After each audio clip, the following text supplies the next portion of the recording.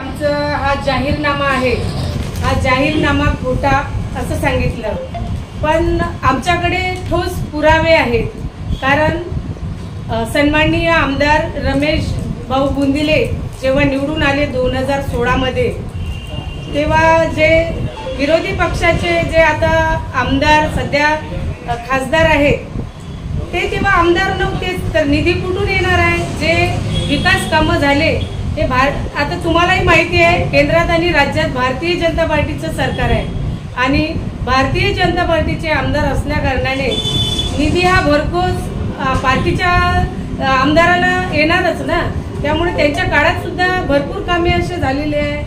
आणि आपले अकोट मतदारसंघाचे आमदार आहेत प्रकाश पाटील बारसाकडे, हे अकोट मतदारसंघाचे आमदार जरी असले तरी ते म्हणजे या दर्यापूर शहरवासियांना माहिती आहे की त्यांचं प्रेम हे दर्यापुरावर जास्त राहिलं आहे. कारण या मातीत त्यांचा जन्म झालेला आहे आणि एक भगीरथ म्हणून त्यांना ओळखलं जाते, एक महाविकास पुरुष म्हणून त्यांना भाऊंना ओळखलं जाते. भाऊंनी सुद्धा ताईसुद्धा नगराध्यक्ष असताना प्रत्येक घरापर्यंत त्यांनी सिमेंट, रस्ते, नाल्या खूप सारा विकास केले. आणि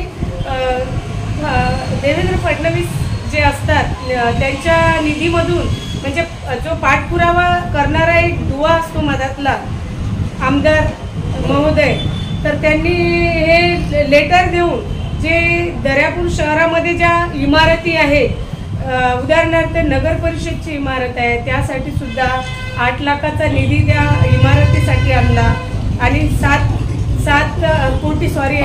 कोटीचा निधी त्यांनी आणला आणि 7 कोटी असं 13 कोटी 7 कोटी त्यामध्ये सौंदर्यीकरणासाठी आणले.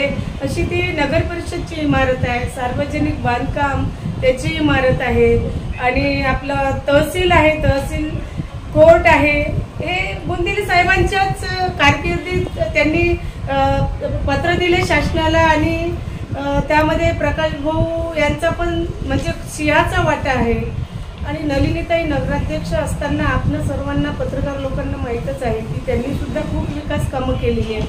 त्यांनी भुयारी गटार योजना जेव्हा आली तेव्हा जे विरोधक होते त्यांनी साईन दिल्या नाही, त्या कारणानं ती योजना आपल्याकडून निघून गेली, झालं नाही ते काम. कारण झाली असती तर आज जे बिमाऱ्या आहेत, मच्छर वगैरे त्यापासून ज्या बिमाऱ्या पसरतात ते झालं नसतं, एक स्वच्छ सुंदर दर्यापूर आपलं झालं असतं असं मला वाटते. आणि एक नेरेटिव्ह पसरवणाऱ्यांना मी सांगू इच्छिते